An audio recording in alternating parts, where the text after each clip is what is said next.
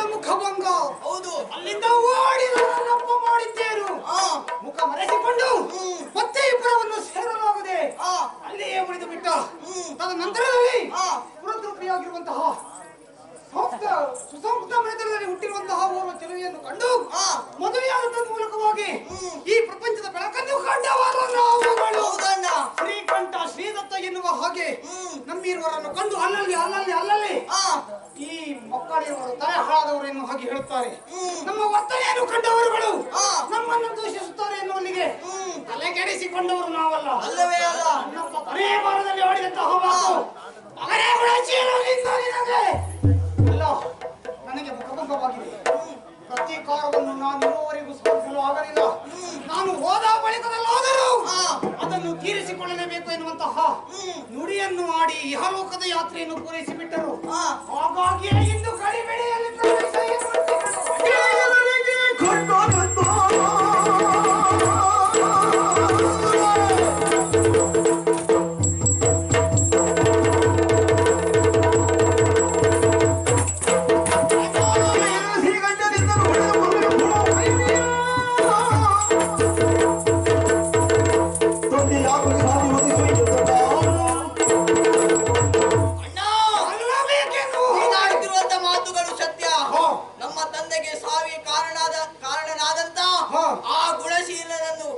ಬಿಡಬಾರದು. ಈಗಾಗಲೇ ಆತನ ಪುರದ ಮೇಲೆ ದಾಳಿಯನ್ನು ಎಸಗಿ ಆತನನ್ನು ಕೊಂದು ಬರೋಣ.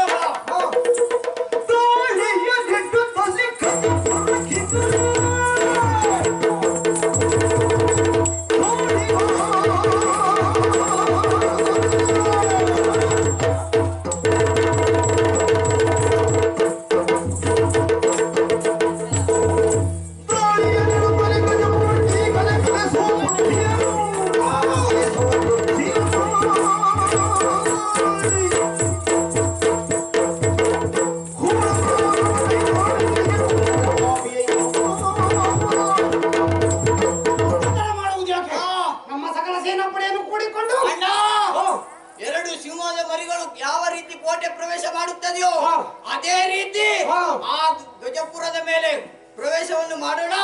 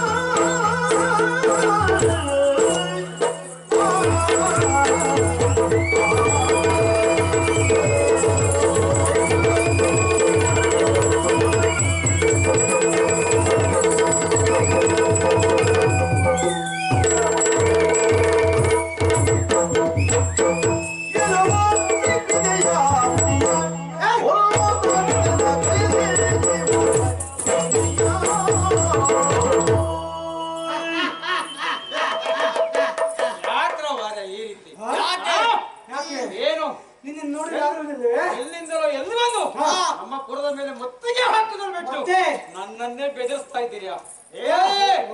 ನೀವು ಯಾರು? ಏನು ಹೇಳಿ?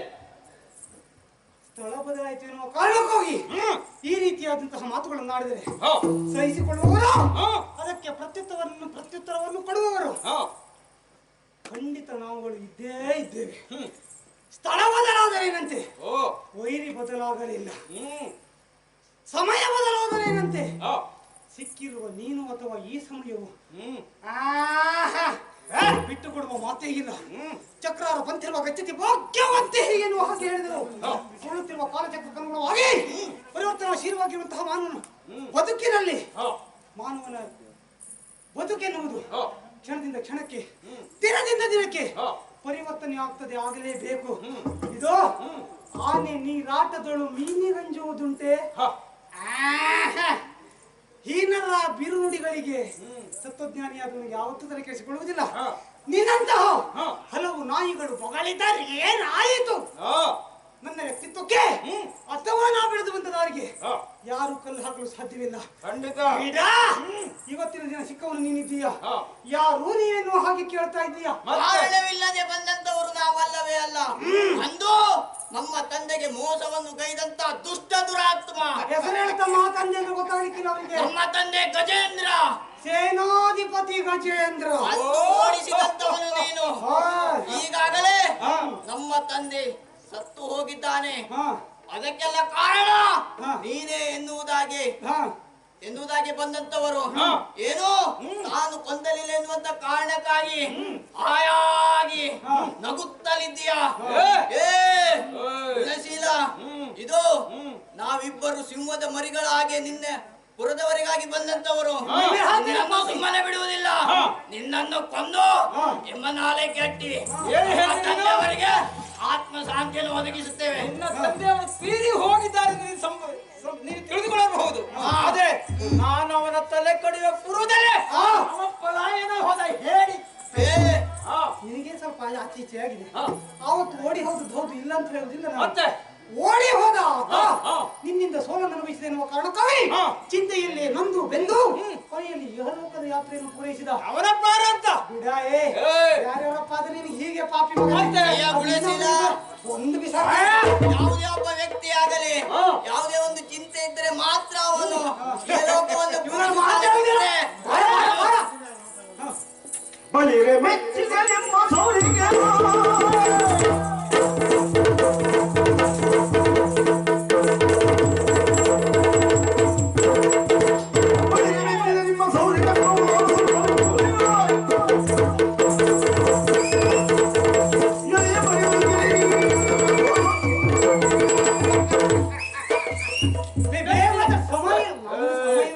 ಸಮಯ ನಿಮ್ಗೆ ಕಾದಿದೆ. ಮೆಚ್ಚಿದ ನಿಮ್ಮ ಬಳಿರೆ ನಿಮ್ಮ ಒಪ್ಪಿದ್ರು ಅಂದು ನಿನ್ನ ತಂದೆಯವರ ಪಲಾಯನಗೈದಕ್ಕಾಗಿ ನನ್ನ ಎದುರು ಬಂದು ನನ್ನನ್ನೇ ಈಗ ನಿನಗೆ ಯುದ್ಧ ಮಾಡ್ಲಿಕ್ಕೆ ಮನಸ್ಸಿಲ್ವಾ? ಯುದ್ಧ ಮಾಡೋದು ಮನಸ್ಸಿಲ್ಲ. ಯಾಕೆ ಗೊತ್ತಾ? ತಡ ಮಾಡ್ಲಿಕ್ಕಿಲ್ಲ ಸಮಯ. ಯಾಕೆ ಹೇಳು? ನಿಮ್ಮ ತಂದೆಯವರೊಬ್ರು ಹೋದ್ರು, ಅವರ ಕುಡಿ ನೀವು ದೀಪದ ಇರ್ಲಿ ಒಂದು ಮನೆ ಅದಕ್ಕಾಗಿ ನಾನು ಕೇಳ್ತಾ ಇದ್ದೇನೆ. ಅವನು ಇಷ್ಟೆಲ್ಲ ಯಾಕೆ ಮಾತನಾಡುತ್ತಿದ್ದಾನೆ? ಅಲ್ಲವೇ ಅಲ್ಲ, ಈಗಾಗಲೇ ಒಂದು ಆಯುಷ್ಯ ತೀರಿತು. ಆ ಕಾರಣಕ್ಕಾಗಿ ಹೆಚ್ಚು ಮಾತನಾಡಿ ನನ್ನ ಆಯುಷ್ಯದ ಬಗ್ಗೆ ನಾನು ಮಾತಾಡ್ತಿಲ್ಲ. ಸುಮ್ಮನೆ ನೀವು ನಿಮ್ಮ ಆಯುಷ್ಯದ ಕೊನೆಗೋತದ ನಾನು ಈ ಕತ್ತಿಯಿಂದ ಅಂತ ಹೇಳಿ ಬೀಸುವುದಣಿಯಿಂದ ತಪ್ಪಿಸಿಕೊಂಡ್ರೆ 100 ವರ್ಷ ಆಯ್ತು, 1000 ವರ್ಷ ಆಯ್ತು.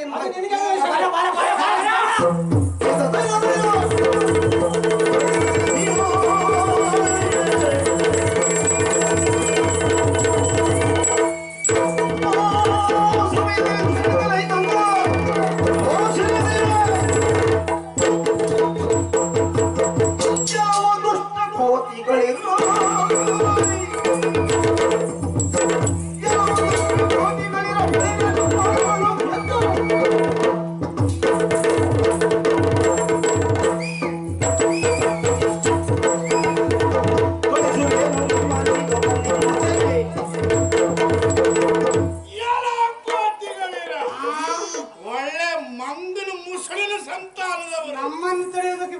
ಮಂಗ ನೀನು ದೊಡ್ಡ ಮುಂಡ ಹೊತ್ತವನೆ ಪಾಪಿ. ಮುಂಡಾಸು ದೊಡ್ಡದಾದ್ರೂ ನಮ್ಮ ಯೋಗ್ಯತೆಗೆ ತಕ್ಕಂತಿದ್ದೇವೆ. ನಿಮ್ಮ ಹಾಗೆ ಬರೀ ಬದುಕಲು ದೇಹ ಹೊತ್ತು ಎಲ್ಲೂ ಆಹಾರ ಸಿಕ್ಕದೆ ಇದ್ದ ಮಂಗನ ಹಾಗೆ ಬಂದ ಕೇಳು. ನಿನ್ನ ಹಾಗೆ ಕಳ್ಳೆ ಹೆಜ್ಜೆ ಹಾಕಂತಿರುವವರಲ್ಲ ಪಾಪಿ. ಎಷ್ಟು ಬೀಳ್ತದೋ ಅಷ್ಟು ಲೆಕ್ಕಾಚಾರದಲ್ಲಿ ಹಾಕ್ತೇವೆ ನಾವು. ಹೆಜ್ಜೆ ಬಿದ್ರು ಎಂತದ್ದ ಹಾಗಾಗಿ ಹೆಜ್ಜೆ ಬೀಳ್ತದೆ. ನಿಮ್ಮ ಹಾಗೆ ಮತ್ತೊಂದು ಏನ್ ಹೇಳುದು ಗೊತ್ತುಂಟ? ಏನು? ತನ್ಗಿತ್ತ ಕುಣಿಲಿಕ್ಕೆ ಬಾರದಿದ್ದವಳು ಏನ್ ಹೇಳ್ತಂತೆ ಗೊತ್ತುಂಟ? ಅಂಗಳವೇ ಡೊಂಕಿಂದಿತ್ತಂತೆ. ಹೌದು, ನಿನ್ನದ ಅದೇ ಜಾತಿ ಪಾಪಿ. ನೋಡು ಯಾಕೆ ಇಷ್ಟೊತ್ತಿನವರೆಗೆ ನಮ್ಮ ಹಾರಾಟ ಹೋರಾಟ ನೀನು ಅಲ್ಲಿಂದ ನಿಂತು ನೋಡ್ತಾ ಇದ್ದೆ ತಾನೇ? ಅದು ಸಹಿಸ್ಕೊಳ್ಳಿಕ್ಕಾಗ್ಲಿಲ್ಲ. ಬೇಡ ನೀನೇನು ಎಂತೆಂತವರೇ ಸಹಿಸ್ಕೊಳ್ಳಲಿಕ್ಕಾಗದೆ ಇಷ್ಟಿಷ್ಟು ದೊಡ್ಡ ಬಡ್ದಾಕದವ್ರು ಏನಾಗ್ತಾ ಹೇಳುವುದಾಗೆ ಕೈಯೆಲ್ಲ ಆಗದೆ ಇದ್ದವ ಮೈಯೆಲ್ಲ ಪರಿಚಯಕೊಳ್ಳ. ಅದು ಅವನಿಗೆ, ಈಗ ನಿನಗೆ. ಅಂಗಳ ಡೊಂಕಾದ್ರೂ ನಾವು ಸುಧಾರಣೆ ಮಾಡಿಕೊಳ್ತೇವೆ. ಸುಧಾರಣೆ ಮಾಡ್ಕೊಳ್ಳೇಬೇಕು ನೀನು. ನೀವು ಬೇಲಿ ಚೂಪಿದ್ರೂ ಕೂಡ ಹಾರ್ಲಿಕ್ಕೆ ಪ್ರಯತ್ನ ಮಾಡ್ತೀರಿ. ಈಗೀಗ ಹಾರುವ ಎತ್ತು ಯಾರೇನು ಹಾಗೆ ಗೊತ್ತಾಗಿದೆ ನಮಗೆ. ನೋಡು, ಎತ್ತು ಆರುವುದಿದ್ರೆ ಅವ್ರವ್ರ ಜಾಗಕ್ಕೆ ಅವ್ರವ್ರ ಇದು ವಿಷಯ. ಯೋಗ್ಯ ಆದ್ರೂ ನೀನು ಬಾಯಿಂದ ಬಂದಿರುವಂತ ಈ ಮಾತನ್ನ ನಾನು ಒಪ್ಕೊಳ್ತೇನೆ. ಯಾಕೆ? ಆದ್ರೆ ನೀವು ಹಾಗಲ್ಲ. ಯಾಕೆ? ಎಲ್ಲಿಂದೋ ಬಂದಿರ್ಲಿ ಆರ್ತೀರಿ ಅಂತ ಆದ್ರೆ ನೀವ್ ಎಂತವ್ರಂತ. ನೀನ್ ಈಗ ಯಾವ ಪುರದವ ಸರಿ ಹೇಳಿದ್ದೆ ಹೋಗ್ಬೇಕು ನನಗೆ. ನಾನು ಪುರ ಯಾವ್ದಿರ್ಲಿ ಮತ್ತೆ ಎಲ್ಲಿಂದ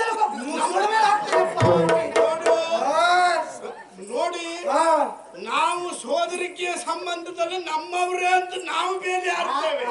ಅದು ಹೇಳು. ನಿಮಗೆ ಯಾವ ಯೋಗ್ಯತೆ ಮೊದಲು ಬೇಲಿ ಹಾಕಿ ಬಂದವನೇ ನೀನು ಈ ಊರಿಗೆ ಇರ್ಲಿ. ನಿನ್ನ ಮಾವನದು ನನ್ನದು ಎಂತದ್ದ ಇರಲ್ಲ. ಯಾಕೆ ಬರ್ಬೇಕಿತ್ತೇನು ಹಾಗೆ ಕೇಳುದು ನಾವು. ನೋಡಪ್ಪ, ಯಾವ್ದಕ್ಕೆ ಯಾವ್ದೇ ಇದ್ರು ನಮ್ಮ ಬೇಲಿಗೆ ನಮ್ಮ ನೆಂಟ್ರೋ ಬಂಟ್ರೋ ಅಂತ ನಾವು ಹಾರ್ಲಿ. ಹೌದಾ? ಯುದ್ಧಕ್ಕೆ ಎದುರಾಗಿ ಬಂದವರಿಗೆ ಕೇಳಬೇಕಾದಂತಹ ಮೊದಲದ್ದೇನು? ಗೋತ್ರ, ಪ್ರವ, ರವಿವಾರ ಯಾವ್ದಾದ್ರು ಕೇಳಿದ್ಯಾ? ನಾನ್ ಕೇಳ್ಬೇಕು? ಕೇಳಬೇಕಿತ್ತು. ನೀವ್ ಕೇಳ್ಕೊಂಡು ಬಂದಿದ್ದೀರೋ? ಯಾಕೆ? ಗೊತ್ತಿದ್ದೆ ಬಂದಿದ್ದು. ಮತ್ತೆ ನನ್ನಪ್ಪನನ್ನು ಕೊಂದುಕೊಳ್ಳದೆ ಎನ್ನುವ ಕಾರಣಕ್ಕಾಗಿ ಅಲ್ಲ ಸಾವಿರ ಕಾರಣಕರ್ತ ಎನ್ನುವ ಕಾರಣಕ್ಕಾಗಿ ಬಂದಪ್ಪ. ಆ ಪ್ರಕರಣ ನಿನ್ನ ಅಪ್ಪನಲ್ಲಿ ಇರಬೇಕಿತ್ತು. ಎಂತದ್ದು? ಬೆಳೆಯು ನಿಮ್ಮಂತವರಿಗಲ್ಲ ಅಲ್ಲ. ಆ ವಿಷಯದ ಕುರಿತಾಗೂ ನಮ್ಮ ಹಿರಿಯವರಲ್ಲಿ ಕೇಳಿದವರಿದ್ದೇನೆ. ಏನ್ ಕೇಳಿದ್ರು? ಅಂದೊಂದು ಸಂದರ್ಭದಲ್ಲಿ ಸ್ಫುರದ್ರೂಪಿಯಾಗಿರುವಂತಹ ಹೆಣ್ಣನ್ನು ಕಂಡ ನನ್ನಪ್ಪ ಅವಳು ಬೇಕು ಎನ್ನುವ ಕಾರಣಕ್ಕಾಗಿ ಅವಳಲ್ಲಿ ಕೇಳಿದನಂತೆ. ಅವಳು ಮನಸ್ಸು ಮಾಡಲಿಲ್ವಂತೆ. ತನ್ಮೂಲಕವಾಗಿ ಅವಳ ಮೈ ಮೇಲೆ ಎರಗಿದ ಅಲ್ಲ ಬಲಾತ್ಕಾರಕ್ಕೆ ಬಾ. ತಪ್ಪಾಗ್ತದೆ. ಬಲಾತ್ಕಾರಕ್ಕೆ ಬಾ ಅಂತ ಹೇಳಿದ್ರೆ ತಪ್ಪಾಗ್ತದೆ. ನನ್ನನ್ನು ಕೂಡು ಬಾ ಎಂದು ಹೇಳಿದ ಆತ. ಒಲ್ಲದೇ ಇರುವಂತಹ ಆಕೆಯ ಮೇಲೆ ಬಲಾತ್ಕಾರಕ್ಕೆ ಯತ್ನಿಸಿದ. ಆಗ ಈತ ಬಂದು ನನ್ನ ಅಪ್ಪನನ್ನು ಓಡಿಸಿದಂತೆ, ದೂರದಲ್ಲಿ ಸೋಲಿಸಿದಂತೆ. ನಮಗೆ ಸೋಲೆ ಕಾರಣ ಹೊರತು ಯಾವ ಕಾರಣಕ್ಕಾಗಿ ಎನ್ನುವುದಲ್ಲ. ನನ್ನಪ್ಪನಿಗೆ ಸೋಲಾದ ಸುಳ್ಳ ಅದಕ್ಕಾಗಿ ಬಂದಿದ್ದು. ನಾವು ಗಟ್ಟಿ ಕಾರಣವನ್ನು ಇಟ್ಟುಕೊಂಡೇ ಬರ್ತೇವೆ. ಸೋಲಿನ ಉಪದೇಶಕ್ಕೆ ಶೇಡನ್ನು ಹೊತ್ತು ಬಂದಿದ್ದೀರಿ. ನೀವು ಎಲ್ಲ ಜನ ಈಗ ಗೊತ್ತಾಯ್ತು ಹೇಗಂತೇಳಿ. ಎಷ್ಟು ಗೋಡೆ ಆಗ್ಲಾ ಇರ್ತದೋ ಅಷ್ಟು ಗೋಡೆ ಮುಸಿ ಎಳೆಯವರು. ಹೌದಪ್ಪ, ನಮ್ಮದು ಮುಚ್ಕೊಳ್ಳೋದಕ್ಕೆ ಬೇಕಾಗ ನಾವು ಅಷ್ಟು ಮುಸಿ ಹೇಳ್ತೇವೆ. ಏನೀಗ? ಅಲ್ಲ, ನಿಮ್ದು ಎಲ್ಲಿದ್ರು ಹೇಗಿದ್ರು ಅದು ನಿಮ್ಗೆ ಒಳ್ಳೆಯಿತ್ತು. ಹೌದು, ನಮ್ಮದು ನೋಡಿದವಾಗ ನಾವು ಅದು ಗೋಡೆ ಮೇಲೆ ಮುಸಿ ಎಳೀತೇವೆ. ಈಗ ಏನು ಅಂತ ಮಾಡ್ತಿದ್ದೀವಿ? 3 ಕಾಸವ್ರೆ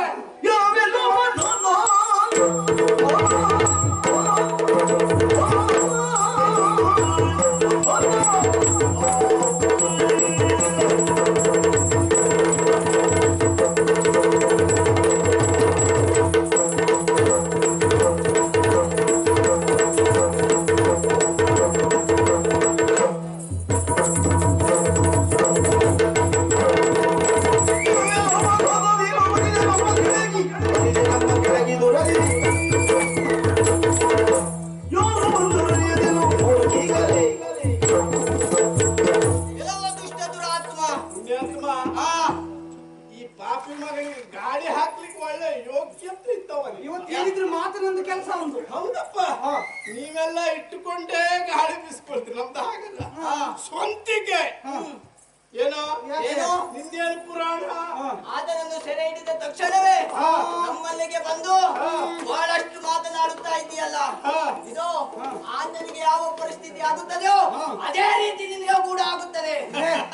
ನನ್ನ ತಮ್ಮ ಗಾಳಿ ಹಾಕಿಕೊಂತಾನೆ. ಅವನು ತಿರುಗಿದ್ರು ನೀನು ಸಾಯ್ತಿ. ಗಾಳಿ ಬಿಟ್ಟ ನಿನ್ನ ಹಾಗೆ ಒಂದೊಂದೇ ಅಲ್ಲೊಂದು ಇಲ್ಲೊಂದು ಇಟ್ಕೊಂಡು ತಿರುಗುದಿಲ್ಲ ನನ್ನ ತಮ್ಮ. ನಮ್ಮ ಯೋಗ್ಯತೆ ಅದು ನನ್ನ ತಮ್ಮನ ಯೋಗ್ಯತೆಯೋ ಹೇಳ್ಕೊಳ್ಳಿಕ್ಕೆ ಒಳ್ಳೆ ಇದೆ. ಆದ್ರೆ ನಾವು ನೋಡಿಕೊಳ್ಳುವವರಿಗೆ ಈ ಗಾಳಿ ಹಾರುವವನಿಗೆ ಇವೊಬ್ಬ ಗಾಳಿ ಹಾಕುವ. ನೀನು ಮಾತಿನಲ್ಲಿ ಯೋಗ್ಯತೆ ಆಗಿರಬಹುದು, ಆದ್ರೆ ನಾನು ತಿರುಗುವುದರಲ್ಲಿ ಯೋಗ್ಯತೆ ಅಂತ ಎನಿಸಿಕೊಳ್ಳುತ್ತೇನೆ. ತಾನು ಮಾತಾಡುವ ಹೆಚ್ಚು ಕಡಿಮೆ ಆಗಿರ್ಬೋದು. ಕ್ಷೇತ್ರದಲ್ಲಿ ನಿನಗೆ ಆ ಬಂಡವಾಳ ಸಿಗಲಿಲ್ಲ ಪಾಪಿ ಮಗನೇ. ಸಿಗುವುದು ಬೇಡ. 4 ಚಕ್ರ ಸುತ್ತು ಬಿಟ್ಟು 4 ಚಕ್ರ ಸುತ್ತಿದ್ರು ಕೂಡ ಆ ಗಾಳಿಯ ಬೀಸೇ ನಿಂತ ಸಾಯುತ್ತೀಯ. ನನ್ನ ಮೀಸೆ ಗಟ್ಟಿದೆ. ಪಾಪಿ ಮಗನೇ, ನಿನ್ನ ಗಾಳಿಯಿಂದ ನಿನ್ನ ಮೀಸೆ ನೋಡ್ಕೋ. ನನ್ನ ಮೀಸೆ ಗಟ್ಟಿ ಉಂಟು, ಆ ಕಾರಣಕ್ಕಾಗಿ ನಾನು ತಿರುಗುವುದು ಬಿಟ್ರೆ ಏನು ನಿಮ್ಮದೇನು ನೀನ್ ಕೊಲ್ತೇವೆ. ನೋಡೋಣ. ಒಬ್ಬನ ಗತಿ ಏನಾಗಿದೆ ಎಂಬ ಹಾಗೆ ಅದು ನಮಗೆ ಬೇಕಾಗಿಲ್ಲ. ಎಂತ ಮಾಡ್ತೀವಿ? ಅವನನ್ನು ಬೀಳಿಸಿಕೊಂಡು ಏನ್ ಗೊತ್ತಾ, ಅವನು ಮರೆಯಲ್ಲೇ ನಿಂತು ನೋಡುತ್ತಾ ಇದ್ದ. ಬರಲಿಲ್ಲ ಅಂತ ಆದ್ರೆ ಅವನು ತನ್ನ ಸಾವು ಖಂಡಿತವಾಗಿ ಬರುತ್ತದೆ ಎನ್ನುವ ಕಾರಣಕ್ಕಾಗಿ ಮಕ್ಕಳೇ ಪಾಯಸದ ಕೊಡ ತುಂಬ ತುಳುಕ್ತಾ ಇದೆ. ಆಗ ಎಷ್ಟು ಎತ್ತರಕ್ಕೆ ಏರ್ತಾ ಇದ್ದೀರಿ. ಎಂತ ಹೇಳಿದೆ ನೀನು? ಎಂತ ಹೇಳಿದೆ? ಪಾಯಸದ ಕೊಡ ಅಂದೆ. ಮಾತಾಡುದು ನಿಮ್ಮ ನಾವು ಪಾಯಸದ ಕೊಡಗಳೇ. ನಿಮ್ಮ ಪಾಪದ ಕೊಡ ತುಂಬಿ ಈ ರೀತಿಯಾಗಿ ಪಾಯಸದ ಕೊಡ ಅಂತೂ ಎಲ್ಲಾ ಕೊಡ ತುಂಬ ತುಳುಕ್ತಾ ಇದೆ. ನಿಮ್ ನೋಡಿದ ಮೇಲೆ ಗೊತ್ತಾಗ್ತದೆ. ಅವನು ಪಾಯಸ ತಿಂದೇ ಸಾಯ್ಬೇಕಿಲ್ಲ. ಪಾಯಸ ತಿನ್ಸುವ ಅವನಿಗೆ. ತಿನ್ಸುವ ಗಟ್ಟಿ ಮಾಡ್ಕೊಳ್ಳಿ.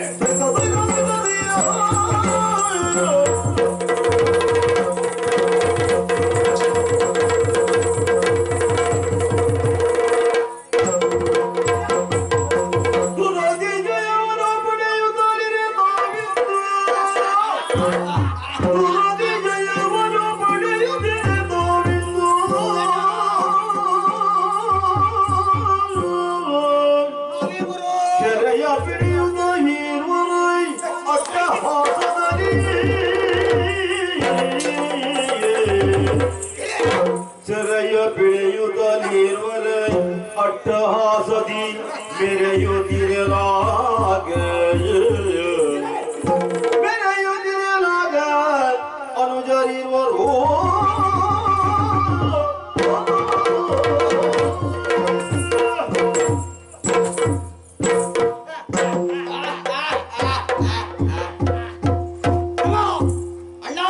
ವಿಜಯವನ್ನು ಸಾಧಿಸಿದವರು ನಾವು ಗಳಿದ್ದೇವೆ. ಹೌದು, ತಾನೆಂಬ ಹಾಗೆ ಭಟರಿಲ್ಲದ ತನ್ನ ಪೌರುಷವೇ ಪ್ರಧಾನವೆನ್ನುವ ಹಾಗೆ ಮೆರೆಯದು ಈ ಹೊತ್ತಿಗೆ ದುರಾಶಾಯಿಯಾಗಿರುವಂತಹ ಈ ದೊಡ್ಡ ಮುಂದಾಸನವ ಹಲವಾರು ಮಾತುಗಳನ್ನು ಆಡಿದ.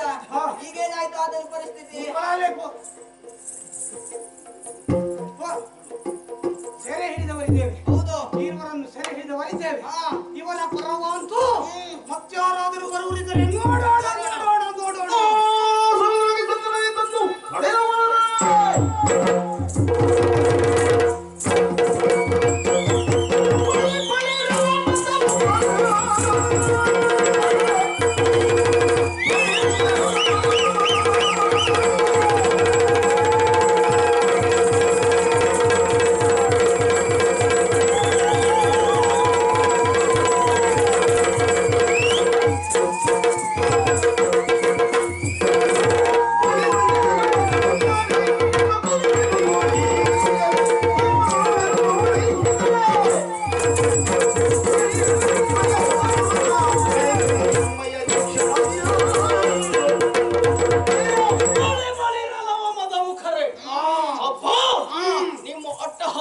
ನೋಡಿ ಮಾಡುತ್ತಿರುವಂತ ಕಾರ್ಯವನ್ನು ಹಿಮ್ಮೆಟ್ಟಿಸಬೇಕು ಎಂಬ ಕಾರಣಕ್ಕಾಗಿ ಕರದಲ್ಲಿ ಧನುಷರವನ್ನು ಹಿಡಿದು ಬಂದಿದ್ದೇನೆ.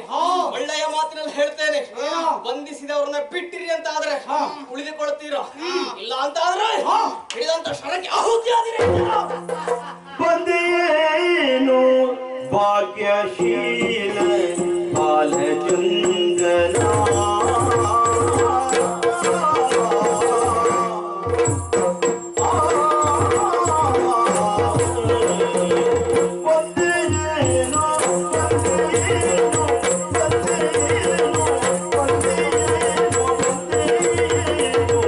ಭಾಗ್ಯಶೀಲ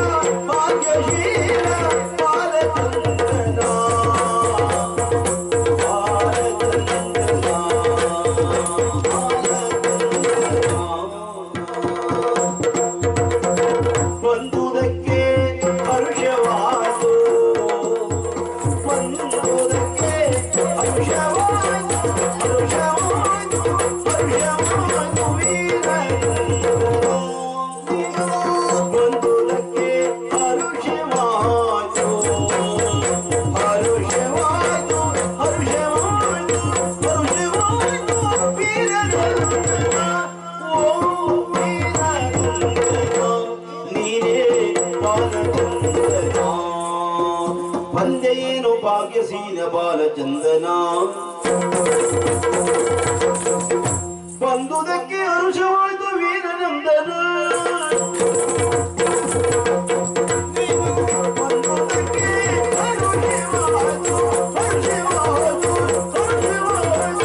ವೀರನಂದನ ನೀನೇ ಬಾಲಚಂದನ ಓ ವೀರನಂದನ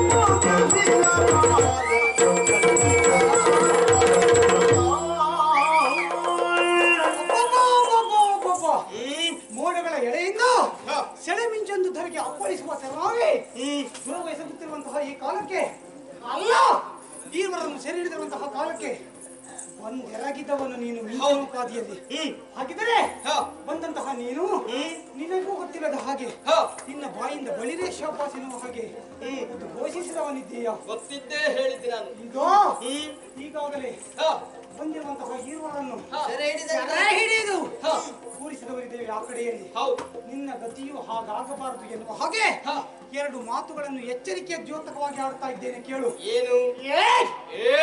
ಒಂದೇ ಏನು ಭಾಗ್ಯಶೀಲ ಬಾಲ ಚಂದನ. ನಿನ್ನ ಬಗ್ಗೆ ಯಾಕೆ ಏನು ಅರಿವಿಲ್ಲೇ ಹಾಗೆ ಭಾವಿಸಿದ್ಯಾ? ನೀನು ಯಾರು ಏನು ಎನ್ನುವ ಹಾಗೆ ತಿಳಿದುಕೊಂಡೆ. ಚಂದನ ಎನ್ನುವ ಹಾಗೆ ಸಂಬೋಧಿಸ್ತಾ ಇದ್ದೇನೆ, ನಿನ್ನ ನಾಮವನ್ನು ಹೇಳ್ತಾ ಇದ್ದೇನೆ. ಬಂದಿರುವಂತಹ ಕಾರಣವನ್ನು ನೀವು ಕೇಳಿರಬಹುದು. ನನ್ನಪ್ಪನಿಗಾಗಿರುವಂತಹ ಸೋಲು ಈ ವಿಜಯಪುರದ ಮಹಾಮಂತ್ರಿಯ ಮೂಲಕವಾಗಿ ಆ ಪ್ರತೀಕಾರವನ್ನು ತೀರಿಸಿಕೊಳ್ಳುವ ಹಾಗೆ ಇಲ್ಲಿಯವರೆಗಾಗಿ ಧಾವಿಸಿ ಬಂದವರು ನಾವು ಬಂದಂತಹ ಎದುರಾಗಿರುವಂತಹ ಈರ್ವರನ್ನು ಸೆರೆಪಿಡಿದವರಿದ್ದೇವೆ. ಮತ್ತೆ ನಿನಗೆ ಹೇಳುವಂತಹ ಮಾತು ಏನು? ಅವರಿಗಾದ ಗತಿ ನಿನಗೆ ಬೇಡ. ಬಂದಿರುವವರ ಹಾಗೆ ಸೆರೆ ಹಿಡಿಯುವಲ್ಲಿ ಮುಂದಾಗುತ್ತೇವೆ. ನಿನ್ನನ್ನು ಕೊಂದು ಕಳಿತೀವಿ. ಏನ್ ಮಾಡ್ಬೇಕು ಹೇಳು? ನನ್ನನ್ನು ಕೊಂದು ಕಳಿತೀರ? ನೋಡೋಣ.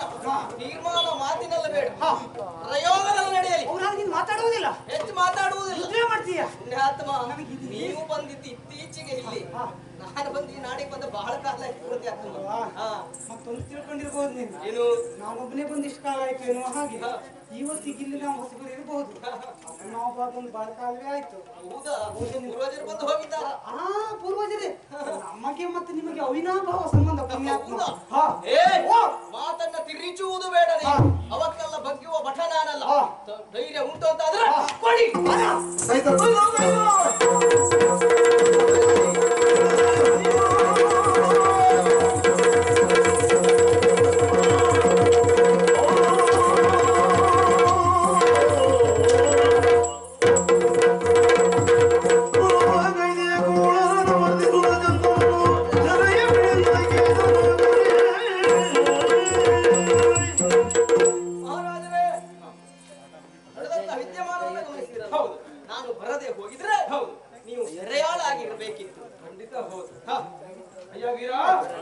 ನೀನು ಬಂದು ದುರುಳರಿಂದ ನಮ್ಮನ್ನ ಸೆರೆಮುಕ್ತ ಮಾಡಿದೀಯಾ? ಅದಕ್ಕಾಗಿ ಕೋರಿಕೆ ಏನದು?